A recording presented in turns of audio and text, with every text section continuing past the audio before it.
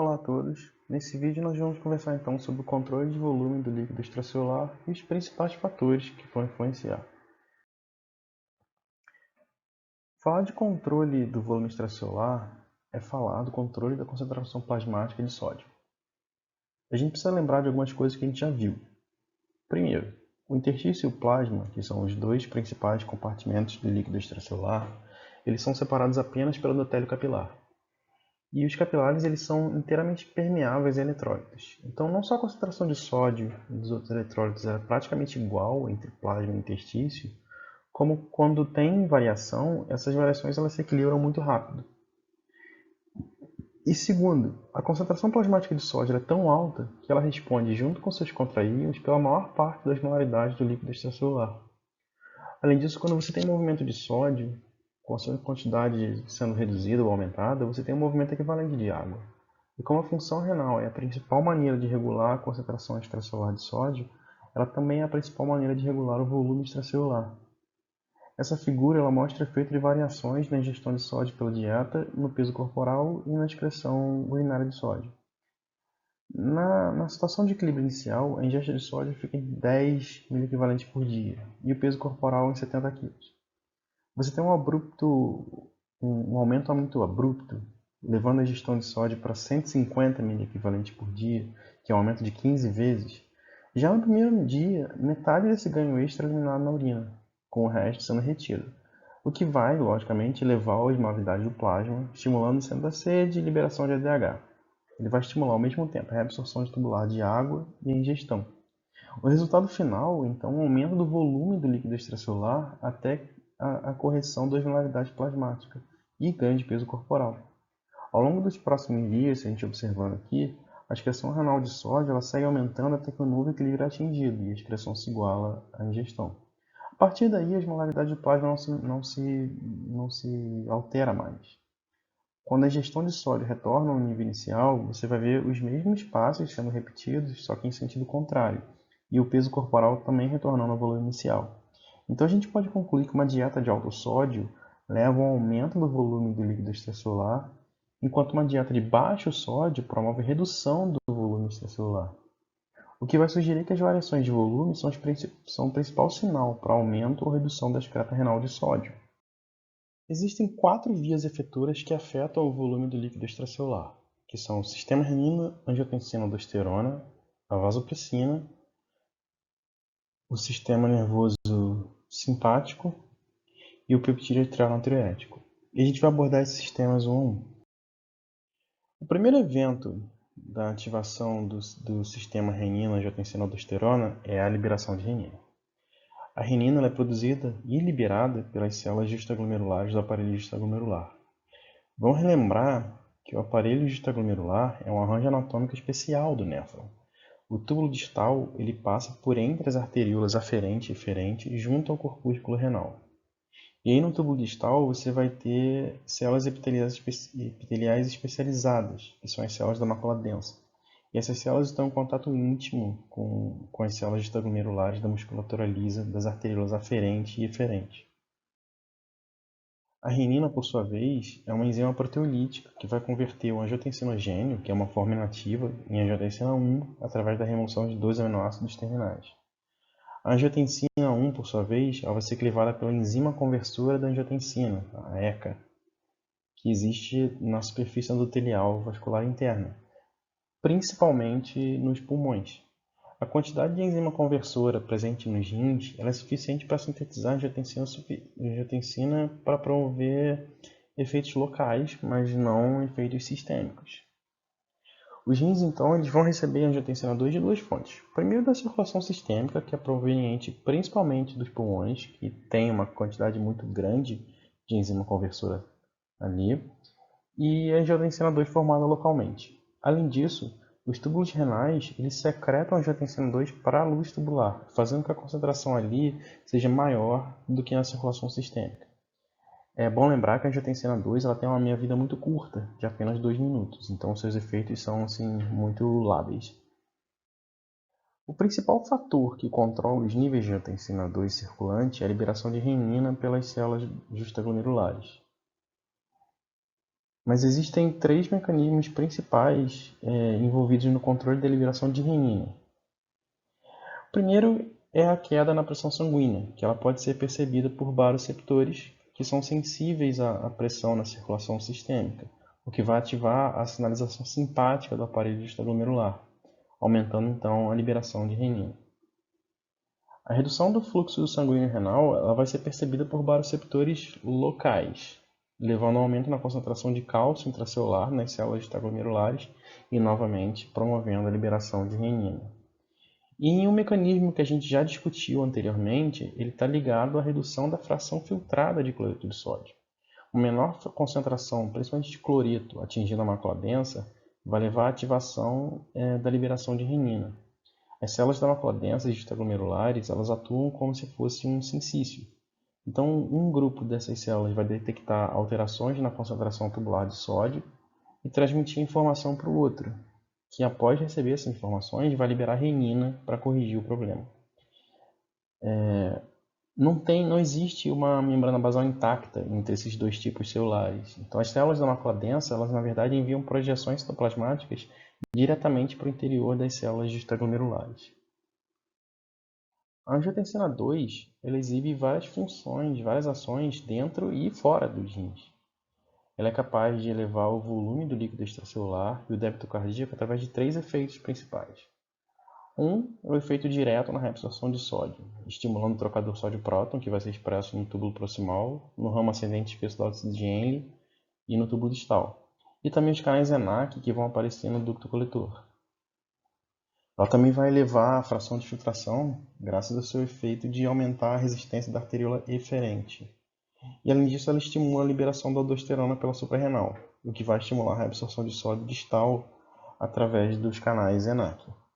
Além disso, a angiotensina 2 ela é capaz de elevar a resistência vascular periférica graças a um efeito de vasoconstrição muito potente, tanto local quanto sistêmico.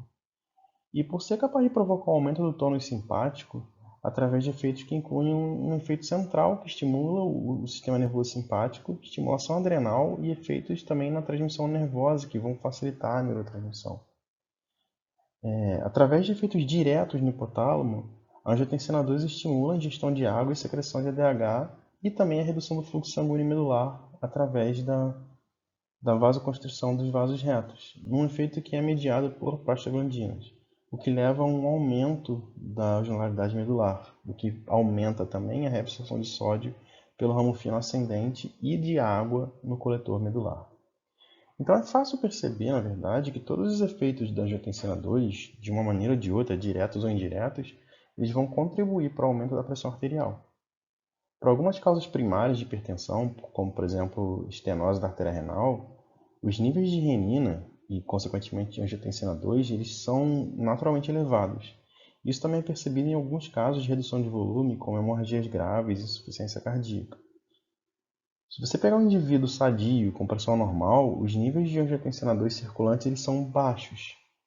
E eventuais aumentos, pequenos aumentos, eles não têm um grande papel na regulação da pressão arterial. A aldosterona, que é o último membro do sistema renina-angiotensina-aldosterona, ele é um hormônio mineralocorticoide. Ele é produzido e liberado por células da zona glomerulosa do córtex das suprarrenais, ou adrenais, né? E tem seu efeito renal mais importante no ducto coletor.